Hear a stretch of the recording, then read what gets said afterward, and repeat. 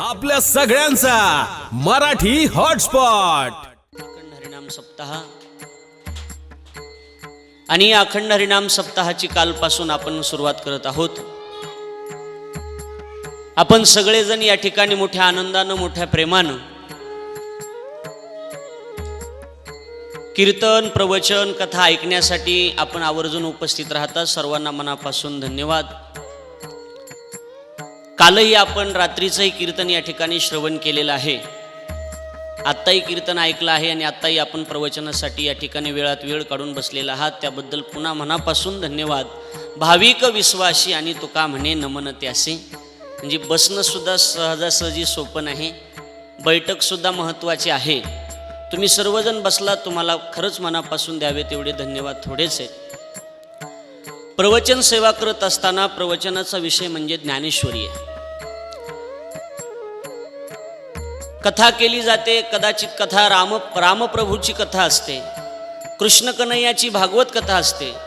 पण ज्या वेळेला आपल्याला प्रवचन करायचं आहे त्यावेळेला प्रवचन हे ज्ञानेश्वरीवर केलं जातं. आणि ज्ञानेश्वरी नावाचा जो ग्रंथ आहे तो हा ज्ञानेश्वरी नावाचा ग्रंथ ज्यांनी तयार केला त्यांचं नाव आहे विश्वमाऊली ज्ञानोबा आहे. आपण रात्रीच ऐकलं की ज्ञानोबारायांची ग्रंथ संपदा बघत असताना ज्ञानेश्वरी, चांगदेव पासष्टी, अमृतानुभव, गाथा, हरिपाठ असे अनेक ग्रंथ ज्ञानोबारायांनी तयार केले आपल्याला माहिती आहे. ज्ञानोबारायांच्या जीवनात जर विचार केला तर ज्ञानोबाराय म्हणजे सामान्य नाहीत. ज्ञानोबाराय म्हणजे ज्ञानियांचा राजा गुरु महाराव आणि म्हणती ज्ञानदेव तुम्हा ऐसे. ज्ञानोबाराय म्हणजे राजेत राजे. आणि ज्ञानोबाराय कशाचे राजेत असं जर आपण विचारत असाल तर ज्ञानोबाराय हे ज्ञानाचे राजे आहेत. लक्षात येते का बघा, ज्ञानोबाराय हे कशाचे राजे आहेत? ज्ञानाचे राजे आहेत. आणि ज्ञान म्हणजे सामान्य गोष्ट नाही. राजेमध्ये प्रकार पाडत असताना 5 प्रकारची राजे आपल्याकडे बघायला मिळतात. भूपती, नृपती, मांडलिक, सम्राट आणि चक्रवर्ती. लक्षात येते का? ही राजेंची प्रकार आहेत. भूपती, नृपती, मांडलिक, सम्राट आणि चक्रवर्ती अशी राजेंची 5 प्रकार पाडले जातात. तर ज्ञानोबाराय हे भूपती राजे नाहीत, ज्ञानोबाराय हे नृपती राजे नाहीत, ज्ञानोबाराय हे मांडलिक राजे नाहीत, ज्ञानोबाराय हे सम्राट राजे नाहीत, तर ज्ञानोबाराय हे चक्रवर्ती राजे. कसले राजेत? चक्रवर्ती. म्हणून आळंदीच्या वारीला माऊलीच्या पालखी सोहळ्यासोबत जर आपण गेलात तर माऊलीच्या रथावरच नाव लिहिलेलं आहे. काय? कैवल्य साम्राज्य चक्रवर्ती. लक्षात आलं का बघा? म्हणजे ज्ञानोबाराय हे चक्रवर्ती राजे आहेत. लक्षात आलं माझं बोलणं? आणि चक्रवर्ती शब्दाचा अर्थ करत असताना रमेश महाराज, चक्रवर्ती शब्दाचा अर्थ करत असताना ज्ञानचक्रिना यत्र यस्मिन भ्रमयन्ते वर्तन्ते इति नाम चक्रवर्ती असा अर्थ केला जातो. काय म्हणा तू सांग? ज्ञानचक्रिना यत्र यस्मिन भ्रमयन्ते वर्तन्ते इति नाम चक्रवर्ती. याचा अर्थ असा आहे, जगामध्ये ज्ञान नावाचं जे चक्र आहे. कशाचं चक्र म्हणालो मी? जगातलं ज्ञान नावाचं जे चक्र आहे ते ज्ञान नावाचं चक्र ज्यांच्या भोवती फिरत राहतं त्यांचं नाव आहे ज्ञानोबाराय. आणि जगात जेवढं काही ज्ञान आहे, जगात म्हणतोय मी, ते सगळं ज्ञान हे ज्ञानोबारायच्या भोवती फिरते. लक्षात घ्या. ज्ञानोबाराय म्हणजे सामान्य नाही. महाविष्णूचा अवतार आणि सखा माझा ज्ञानेश्वर हा अधिकार ज्ञानोबारायांचा. साक्षात देव ज्ञानोबारायांच्या रूपाने या ठिकाणी आलेले. म्हणून रामा जनार्दन महाराज ज्ञानोबारायांची आरती करत असताना सरळ सरळ सांगतात की काय? आरती ज्ञानराजा महाकैवल्य तेजा, सेविती साधू संत मनोवेधिला माझा, आरती ज्ञानराजा. आरती शब्दाचा अर्थ करत असताना ज्ञानोबारायांची आरती आहे या अभंगात. आरती शब्दाचा अर्थ करत असताना आपल्याकडे स्टीलची आरती आहे, पितळाची आरती आहे, चांदीची आरती आहे, कुणाकुणाचं नाव आरती आहे. बरोबर आहे ना? कुणाचं नाव सुद्धा आरती आहे. असू शकतं, कदाचित आहेत आपल्याकडं. आणि बऱ्याचदा असं होतं कधी कधी. आम्ही एका घरी मुक्कामाला गेलो, मुक्कामाला गेल्याच्या नंतर तिथं गेल्या गेल्या जरा लवकरच कीर्तन होतं आणि मग गेलो, वेळ होता कीर्तनाला. म्हटलं त्या आजी होत्या, त्यांना विचारलं, आजी मला थोडा आराम करायचा आहे. म्हटलं उशाला काय आहे का? ती म्हणली, महाराज उशाला 2 पोरं येतं, 2 पुरी येतं. लक्षात आलं का माझं बोलणं? सकाळी पूजा करायच्या टायमाला म्हणलं आरतीला काय आहे का? त्या म्हणल्या 12 वर्ष झालं लग्न होऊन, पण आरतीला अजून काहीच नाही. लक्षात आलं मला काय म्हणायचं? ही आरती नाही.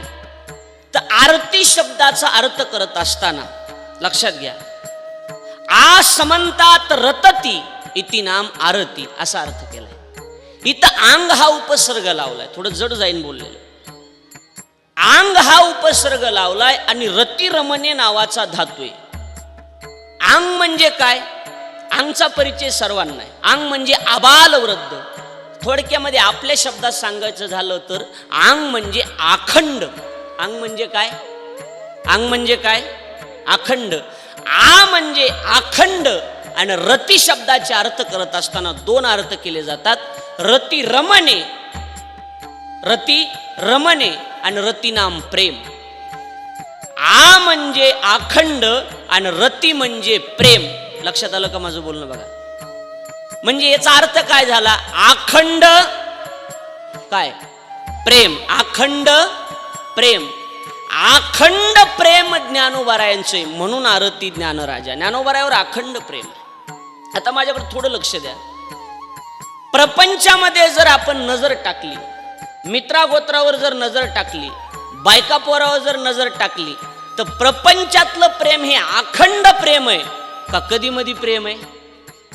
आ बोला बोला बोला, मोकळ्या मनानं बोला. अखंड प्रेम आहे का प्रपंचातल्या लोकांचं? नवऱ्याचं तुमच्यावर अखंड प्रेम आहे का? नाही. कायमस्वरूपी टिकून राहतंय का ते? नाही. मुलीचं प्रेम अखंड प्रेम आहे का? नाही नाही. लेकराचं प्रेम अखंड प्रेम आहे का?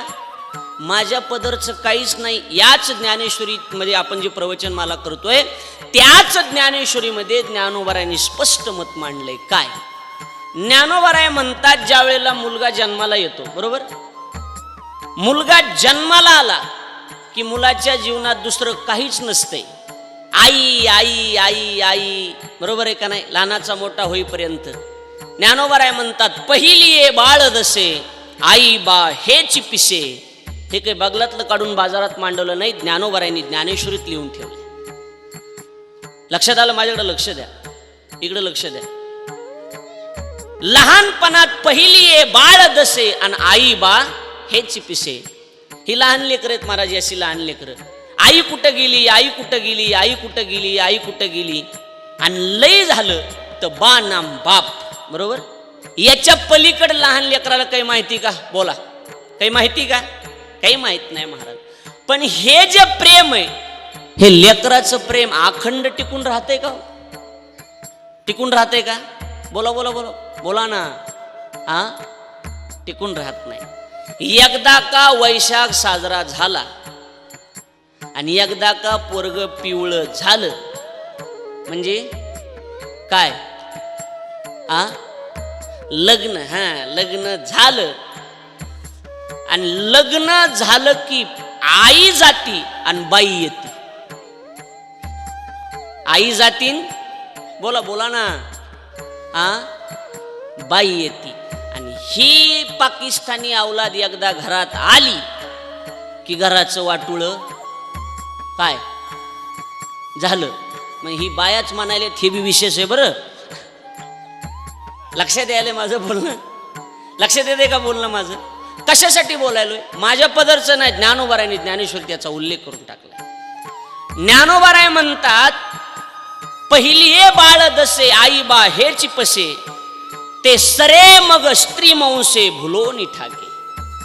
बरोबर आहे रमेश महाराज, तुम्ही पारायण करत. ज्ञानोबाराय म्हणतात, एकदा का बाल्य अवस्था गेली, लग्न लागलं, सरे मग स्त्री मंसे भुलोनी ठाके. पुन्हा एकदा लग्न झालं की मायबापाकडे पोरग लक्षच देत नाही. महाराज देतय का? पुन्हा जयदेव जयदेव जे माझी बायकून तुझे सांगशील ते मी ऐकू, अशातला प्रकार होतोय का नाही होत? बोला. असंच होतंय महाराज. होतंय का नाही आजी? बरोबर आहे का? हा बरोबर आहे ना? असंच होतंय. आणि ज्यांनी ज्यांनी जवळची केली आणि ज्यांनी ज्यांनी भावाचीच पोरगी सून म्हणून आणली, तिचा तर दुपाराच 10वा झाला. काही बघायची गरज नाही महाराज. कशा खुश झाल्यात बघा लगेच. लक्षात येतंय का नाही माझं बोलणं? मुद्दा कुठे आपला? मला का हुकी आली का अचानक बोलायला? नाही नाही नाही, विषय महाराज. ज्ञानोबा पुढे म्हणतात ऐका. बर, आईवरचं प्रेम कमी झालं, कुणावर गेलं? बोला पटकन. आ बायकोवर. कुणा? माझा डायनामा गेलेला आहे, मोठ्याने सांग जा. बायकोवर. बरोबर आहे. बरं, आता बायकोवर प्रेम केलं म्हणले, बायकोवर तरी कायमस्वरूपी टिकून प्रेम राहायला पाहिजे का नाही? पण बायकोवर बी अखंड प्रेम राहत नाही, हे लक्षात ठेवा. मी अखंड शब्दासाठी बोलायला लागलोय. ज्ञानोबा पुढच्या ओळीमध्ये खोड लिहितात. ज्ञानोबा म्हणतात, स्त्री भोगिता स्थाओ वृद्धाप्य लागे येओ, मग तोच करी प्रेम भाव बाळकाशी. लक्षात आलंय का बोलणं? मी आधार देऊन बोलतोय, मुगम बोलत नाही. लक्षात येते का? माना बिना हलो म्हणजे लक्षात येईल माझ्या. बरोबर आहे ना? ज्ञानोबा म्हणतात, स्त्रीचा उपभोग भोगत असताना, स्त्री सोबत राहत असताना स्त्रीवर किती दिवस प्रेम राहते? तर ज्ञानोबा म्हणतात, जोपर्यंत एखादं लिकुरबाळ होत नाही तोपर्यंत. ती नवीन नवीन लग्न झाले होती, थाटच वेगळा असतो महाराज. बरोबर आहे का नाही? नवीन लग्न झाल्याच्या नंतर ती सकाळी 5लाच उठणं, सगळ्याच्या आधी आंघोळ करणं, मग ती थाटण, ती सगळ्याच्या आधी शेतात जाणं, ती पदर घेणं, ती लई शिस्टीम असते महाराज. उगा 15-20 दिवस असते ती, उगा काही जास्त काही दिवस नसते, काही नसते. बरोबर आहे का?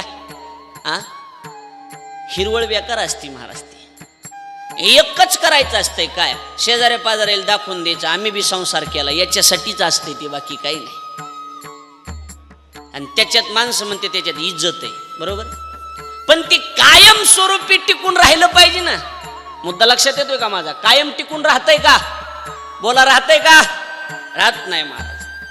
ज्ञानोबा म्हणतात, एखादं मुलबाळ झालं की मग बायकोवरच प्रेम कमी होतं, आणि मग तोच करी प्रेम भाऊ बाळकाशी, आणि मग लेकरावर प्रेम जातं महाराज. होतंय का नाही? असं बोला पटकन. होतंय का नाही? मग लेकरावर प्रेम जातंय महाराज. ते अवघड असते. जुना काळ चांगला होता तुमचा काळ, की जुन्या काळामध्ये एखादं लेकरूबाळ झालं की माणसं रिवस टाकायचे. बरोबर आहे का नाही बाबा? माणसं म्हणायचे काय, आता एखादा लेकरूबाळ झाला तर संसार संपला, म्हणायचे का नाही माणसं? पण आत्ताचा काळ आहे का तसा? आताचा काळ तसा नाही महाराज. आताचा काळ बदलून गेलाय. आता पोरगी 10-15 दिवस नांदून घरी आली की माय विचारते, कस काय ग? नुसता म्हशीच्या पावानी फुगलेला आहे. मग माय म्हणते, काळजी करू नको, एखादं लेकरू बाळ झालं की व्यवस्थित होते. असं होतंय का नाही? होतंय का नाही? काय म्हणत असतात आई वडील? काय म्हणत असतात? लेकरू बाळ होईपर्यंत थोडा त्रास होईल, बाकी नंतर व्यवस्थित होत असते. असं होतंय का? कसं आहे? बरं, मग ते लेकरू बाळ झालं आणि बाळाचं एकच असतं महाराज, काय? काही बी झालं तरी नवरा मुठीत आला पाहिजे, ह्याच्या पलीकडे बाईचं दुखणंच कोणतं नाही महाराज. लक्षात येलंय का माझं बोलणं? कशासाठी बोलायलो मी? प्रेम सांगायला लागलो. एवढंच दुखणं असतं, काही नसतं. आणि मग ते एखादं लेकरू बाळ झालं, माय सांगते, मग एकच काम करायचं. आता काय करायचं? आता एक काम करायचं, जेवण करून उठला की लेकराच्या कवळ्या अंगाला कचकुनी चिमटा घ्यायचा. आता माईनं लेकराला चिमटा घेतल्यावर लेकरू कुणाकडे जाणार? बोला की, कुणाकडं? बोला बोला बोला बोला ना, बापाकडं. आणि माईनं चिमटा घेतल्या बरोबर ते लेकरू रडायला लागलं, बापाकडं मान वळली की ती म्हणती, त्या बघा काय लागलंय, अरे मला वळकाय लागलंय. गाबुळ करायची जागा ही लक्षात घ्यायचं महाराज. लक्षात यायला लागलंय का माझं बोलणं? म्हणजे याचा अर्थ एकच आहे की प्रपंचातलं जे प्रेम आहे ते प्रपंचातलं प्रेम सगळं डुप्लिकेट आहे, हे लिहून ठेवा. मग तिथं माझा असू दे, नाही तो तुमचा असू द्या. आमच्या थोडासा विचार करा. तुम्हाला प्रवचनातून हसायला मिळणार नाही, पण तुम्हाला काही गोष्टी महत्वाच्या त्या फिट होऊन जातील डोक्यामध्ये. थोडासा या गोष्टीचा थोडासा प्रामुख्याने विचार करा. प्रपंचामधलं प्रेम हे कायमस्वरूपी टिकून राहत नाही महाराज. टिकून राहतंय का? तुम्ही तुमच्या जीवनाचा प्रत्येकाच्या जीवनाचा विचार करा आणि मग तुम्ही मला सांगू नका, पण डोक्यात विचार करा. टिकून राहतंय? टिकून राहत नाही महाराज. मुलाचं प्रेम आईवर आहे ना, मग मुलाचं प्रेम आईवर जर गेलेलं असेल, लक्षात घ्या, तर मग मुलाचं प्रेम आईवर आहे, आईचं प्रेम मुलावर आहे, तर मुलाचं आईवर असायला पाहिजे? नाही, मुलाचं त्याच्या बायकोवर आहे. बरोबर आहे का? बरं, त्याच्या बायकोवर त्याचं प्रेम आहे का नाही? मग बायकोचं प्रेम त्याच्यावर असायला पाहिजे का? नाही, पुन्हा त्याचं प्रेम लेकरावर आहे.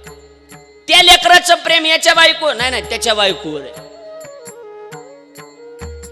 पण प्रपंचामधलं जे हे प्रेम आहे, पण परमार्थातलं जे प्रेम आहे, ते सुख घडोघडी वाढू लागे. लक्षात येते माझं बोलणं? आणि काही गोष्टी जीवनामध्ये असतात, लिहून ठेवा. काही गोष्टीचा अंत पार नाही महाराज. जीवन जगत असताना अशा काही गोष्टी आहेत, त्याच्या गोष्टीला अंतही नाही आणि पारही नाही. तसं परमार्थातलं जे प्रेम आहे, ते परमार्थातलं प्रेम, ज्ञानोबरायावरचं प्रेम आणि ज्ञानेश्वरीवरचं प्रेम हे अखंड प्रेम आहे. रात्रीचं आपण ऐकलंय, नामा म्हणे ग्रंथ श्रेष्ठ ज्ञान देवी आणि एकतरी ओवी अनुभवावी. जीवनामध्ये आल्याच्या नंतर एका तरी ओवीचा अर्थ आपल्या लक्षात आला पाहिजे. पारायणाला बघितलंय मी, सगळी लहान लेकरच ज्यांना काही कळत नाही अशीच. काय काम माहित आपल्याला? पारायण जर केलं तर काय होईल? पारायणाची विशेषता आहे, ज्ञानेश्वरीची विशेषता आहे महाराज. या आळंदीमध्ये जर आपण गेला, 2 मिनिट माझ्याकडे लक्ष द्या, तर आजान वृक्षाखाली ज्यांना काहीच लिहिता वाचता येत नाही, अशी सुद्धा लोक ज्ञानेश्वरी फक्त बोट ठेवून चालायचं, असं चालत राहायचं. 108 पारायण झाल्याच्या नंतर आपोआप त्याला वाचायला येतं. माझ्या पदरचं नाही, जनाबाई महाराज म्हणतात, ज्ञान होय मुढा अति मूर्ख त्या दगडा. वाचावी ज्ञानेश्वरी डोळा पहावी पंढरी, ज्ञान होय मुडा अति मूर्ख त्या दगडा. दगड जरी असला, दगड जरी, पण ज्ञानेश्वरीवर जर श्रद्धा असेल, ज्ञानेश्वरीवर जर भक्ती असेल, ज्ञानेश्वरीवर जर अंतकरणापासून अखंड प्रेम असेल, तर ज्ञानेश्वरी तुम्हाला नक्की तारल्याशिवाय राहणार नाही. लक्षात ठेवा. ज्ञानोबरांनी हा ज्ञानेश्वरी ग्रंथच त्याच्यासाठी तयार केलाय. गीता ग्रंथावर आधारित ज्ञानोबरांनी हा ग्रंथ तयार केलेला आहे. संस्कृत भाषा कळेना कुणाला म्हणून ज्ञानेश्वरी ग्रंथ निर्मिला. लक्षात आलं माझं बोलणं? गीता हा ग्रंथ संस्कृत मध्ये तयार केला. भगवान श्रीकृष्णाने अर्जुनाला गीता सांगितली, बरोबर आहे का? गीतेमध्ये अध्याय किती आहेत सांगता येतील का? किती आहेत सांगता येतील का? म्हणा तूच सांग. पैसे तू घेतो, रान बटईन देतो का? म्हणा तूच सांग.